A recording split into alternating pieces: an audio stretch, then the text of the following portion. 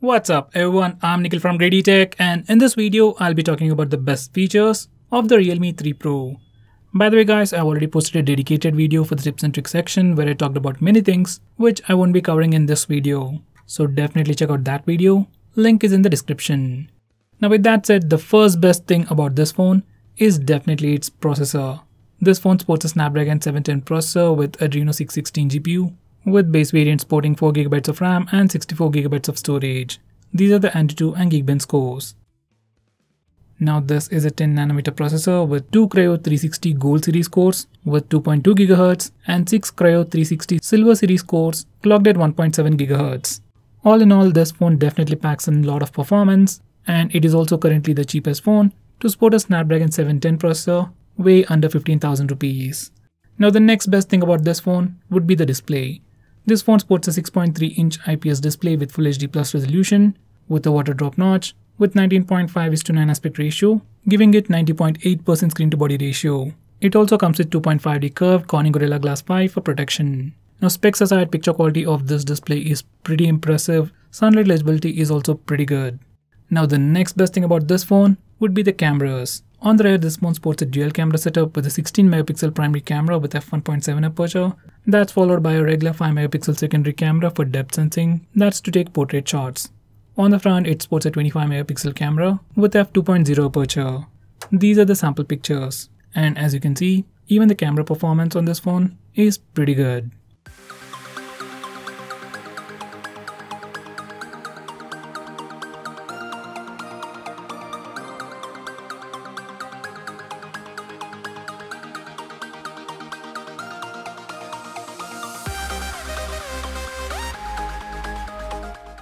Now going on next, this phone supports fast charging and comes with a fast charger inside the box. Oppo and Realme calls it walk charging and OnePlus calls it dash charging. Both are the same and both come with 20 watts of maximum output. It is faster than your regular quick charging, it doesn't heat up your phone, and even while you're using your phone, rate of charge doesn't go down. You can get 50% of charge in less than half an hour and completely charge your phone from 0 to 100% in less than 1 hour. This is definitely one of the most highlighting features of this phone. Now going on next, this phone also has support for slow motion video recording like most phones, but this phone supports 960fps at 720p, which is a first in its price segment. It also supports 120fps at 1080p. This is a sample footage.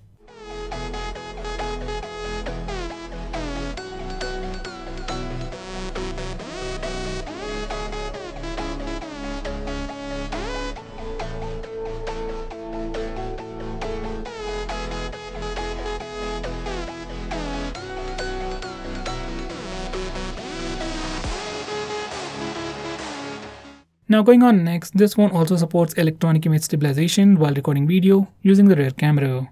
Here's the sample footage.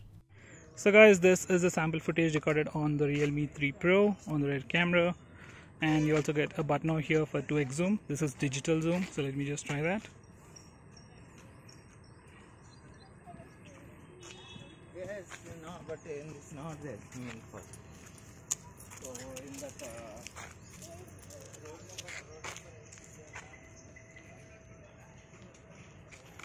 Now going on next, this phone also comes with a super fast fingerprint scanner.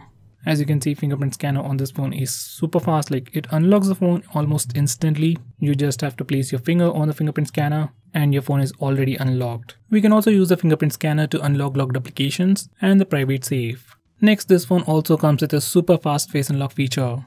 Just like all the previous Oppo and Realme phones, even this phone comes with super fast face unlock feature, and it unlocks the phone in a split second. In good lighting conditions, it is super fast, like we can't even see the lock screen. Even in low lighting conditions, it works really well and it is pretty fast. Now going on next, this phone comes with the new Android Pie navigation bar. Now just in case if you're bored with the same old 3-button navigation bar, with this phone you get the 2-button navigation bar, which we have been seeing with the latest Android Pie. So here's the navigation bar, you just get 2 buttons, home and back, and the rest area is completely blank. Back is the same old back button. You can press the back button to go a step back, you can press the home button to go home, you can swipe the home button up for recent apps, and finally you can swipe the home button left or right to switch between the applications. This is definitely a very intuitive way to use your phone. You might need some time to get used to the new navigation bar, but it's definitely way better than the previous navigation bar. Now going on next, this phone has a dedicated chroma mode. In the default camera application, you have a dedicated button or a toggle to turn on chroma mode, and once you turn it on, every picture you take comes out with saturated colors. These are some sample pictures.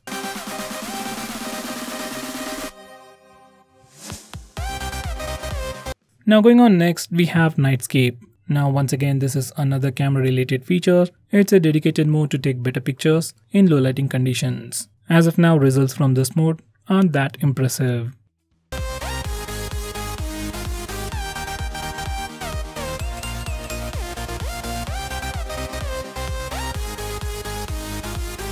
Next, this phone also comes with a dedicated face beauty mode for taking selfies. You can smoothen your skin, make your face smaller or thinner. You can reduce or increase your chin size, make your eyes bigger or smaller, and do many more crazy stuff like that.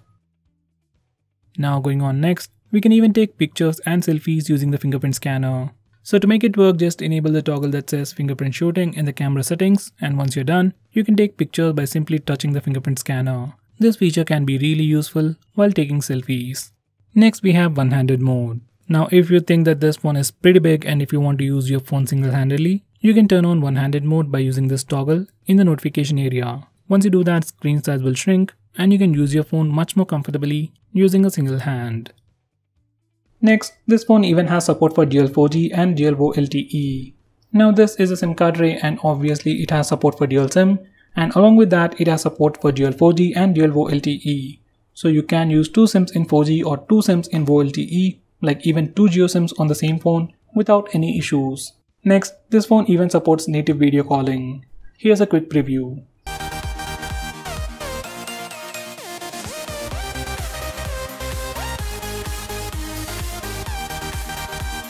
Next, this phone has support for portrait mode for both the front and rear cameras.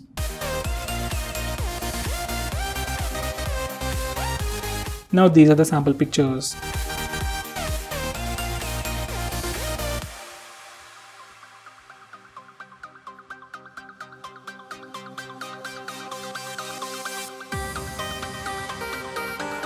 Next we have some camera gestures. For both the front and rear camera, we have a very common gesture called tap to take picture. Just enable it and touch the preview window to take a picture. For the front camera, you also get the palm gesture. Just enable the feature and once your phone sees your palm, it will take a picture in 2 seconds. This particular feature is really handy while taking selfies. Next, it even has a dedicated SD card slot.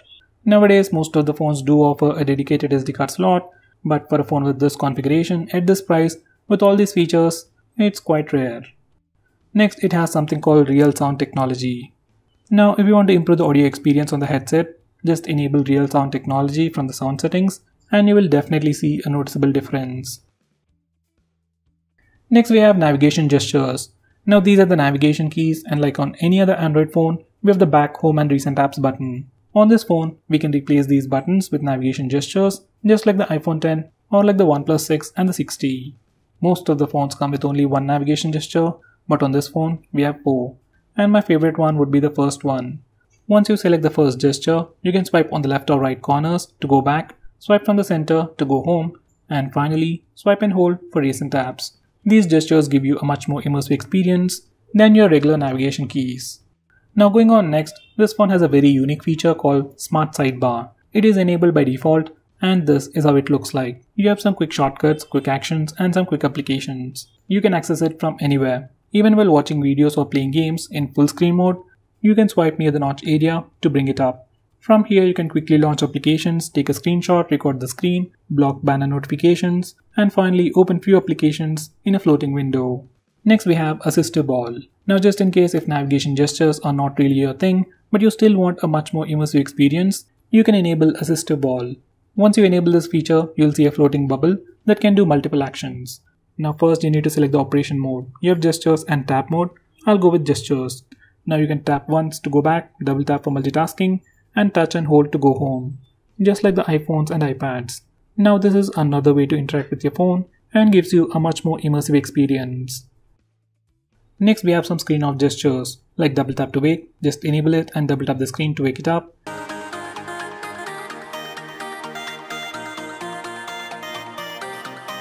Next, you can draw a node to open the camera application.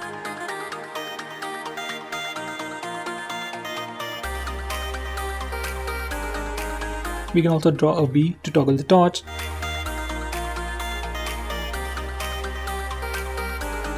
We can also draw characters like greater than or less than for music controls.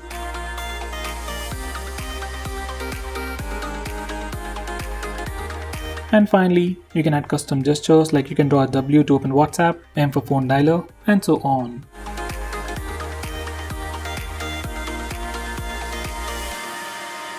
Next we have raise to wake. Now once you enable this feature, you can simply raise your phone or pick it up from a table and your phone wakes up and then displays the lock screen. Now if you're already using the face unlock feature on this phone, you can simply raise your phone and then your phone will automatically unlock in an instant. It will wake up, show the lock screen, sees your face, and then use facial data to unlock the phone. So using these two features together will give you a much more immersive experience. Next we have 3-finger screenshot. Now before I show you that, let me show you how to take a normal screenshot. On any Android phone, if you want to take a screenshot, press the volume down button and power button both at the same time and your phone will take a screenshot. It is as simple as that. Now for some reason, if that's a bit difficult for you or if you need something more easy, you can enable this 3-finger screenshot gesture. Now once you enable this feature, you can simply swipe down using 3 fingers to take a screenshot.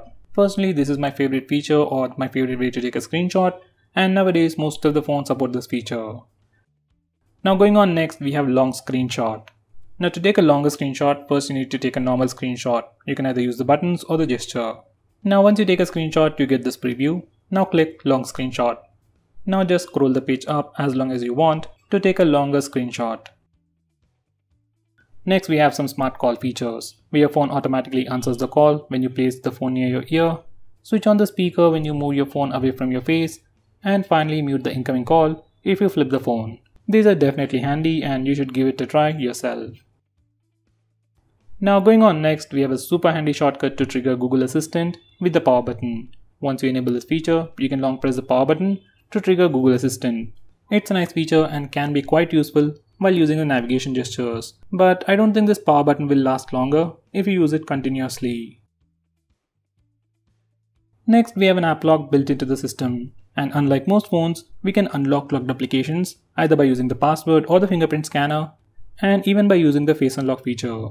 So if you're already using face unlock feature on your phone, most of the time you won't even see the lock screen. Now because of this one particular feature, you can lock any application you want and you won't be inconvenienced in any way. Now going on next, you also have the option to record calls automatically on your phone. So to enable that, go to settings, then select system apps, then select calls. From here select call recording and then enable the toggle that says all recording to record all the calls automatically on your phone. Next we have night shield. Now once you enable this feature, it puts a warm tint on the screen and thereby filters the blue light. According to research, blue light emitted by our displays affects sleep at night. So to prevent that, we have this night shield mode and you can enable it manually or schedule it to automatically turn on or turn off at a specific time. Next we have Startup Manager. Now just like the name suggests, it's a feature that allows you to stop applications from auto starting in the background. Now most of these applications automatically start in the background and then drain your battery life.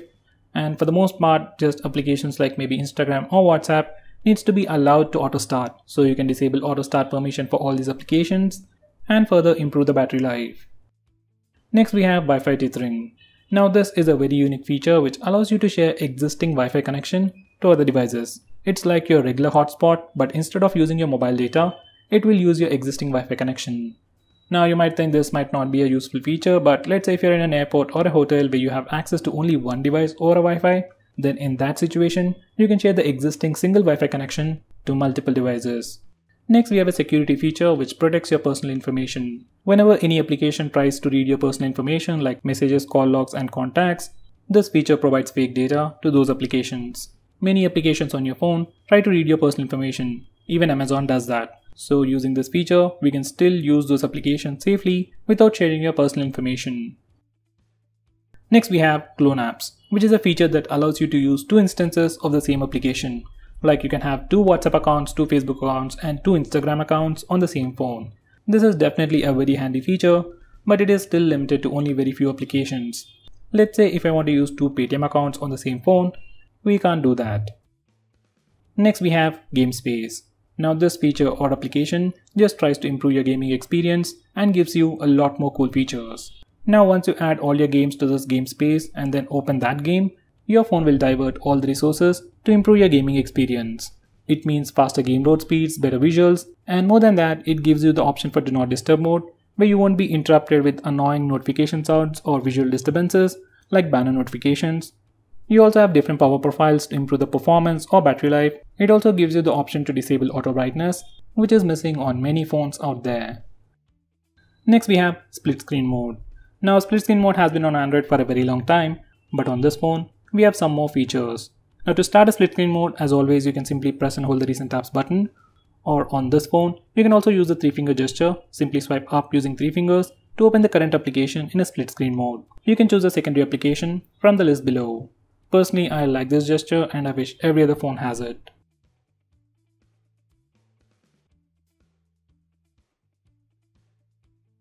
Next we have automatic on-off.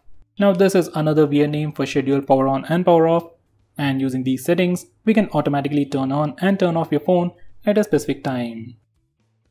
Next we have something called Smart Assistant on your default launcher or your default home screen. You can simply go to the leftmost corner to find the Smart Assistant, which simply displays weather information, calendar events, and some quick shortcuts. You can enable it or disable it from here. Now going on next, this phone even comes with screen recording. I really don't know why you want to record your screen, especially on an Android phone, but for some reason if you want to record it, you can start it from the notification toggles, or you can also use the smart bar, which can be accessed from anywhere by swiping on the right side corner. You can stop recording by clicking the stop button on the floating bubble. Next we have Smart Energy Saver. Now this is another feature to improve your battery life. If you enable it, your phone will automatically manage all the apps running in the background to improve the battery life. If you disable it, you get the complete list of applications that are installed on your phone, and you can manually choose to block an application from running in the background. Next we have Smart Driving. This is another fancy sounding feature which simply gives you various features to manage calls and messages while driving. We have a similar feature on many other phones, but on this phone, we can automatically enable it or turn it on when you connect your Bluetooth in your car, or else you can manually turn it on if you have a bike. Next we have Kid Space. If your kid is troubling you about your phone, he wants to play some games, or maybe sometimes he accidentally purchases stuff, Kid Space can be quite useful for you. Once you configure this Kid Space, your kid will be able to only use specific applications that you choose, and he will be able to use your phone only for a specific amount of time. Once again, it's a nice feature, but if your kid already knows your password, it's completely useless. Next we have a feature called Anti-Harassment, which, as the name suggests, is a feature to block calls and messages. But unlike other phones, it gives you some additional options. Next we have Private Safe. Now this feature is more like an application or like a vault where you can hide all kinds of files. Just like the app lock, we can have a completely different password from your lock screen, and we can unlock it using your fingerprint or your facial data. Personally, I suggest you to use Gallery Vault. So guys, those were all the best features. If I missed out on anything important, do let me know by commenting below this video, and make sure you check out my video on tips and tricks section. Link will be in the description. Now if you're planning to buy this phone, please use the link in the description. It always helps the channel, and if you want us to make any specific video, tweet out to us with the hashtag AskGreedyTech on Twitter, and I'll try to make it as soon as possible. I'm Nikhil from GreedyTech signing off. Have a nice day.